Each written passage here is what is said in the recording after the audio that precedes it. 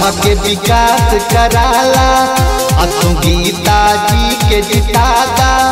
अपना गाँव के विकास कराला, असो गीता जी के जितादा। मुखिया नहीं के बनादा हो, भगवान से गंगा बचाला हो। जैसे जितावत रहला सबके एक बेर इनके जितादा। जितादा पताका बिजली वाला लहराता, तिलक इनके माथे पे लगाता। पताका बिजली वाला लहराता।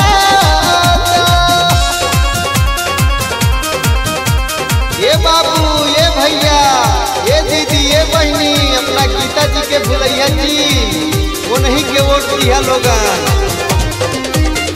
सब बही के कममा हो, रोशन दादा इनके नममा हो।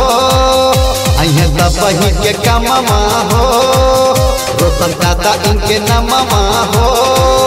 जहाँ चाही लिखित कराला हो, करी है सब ही के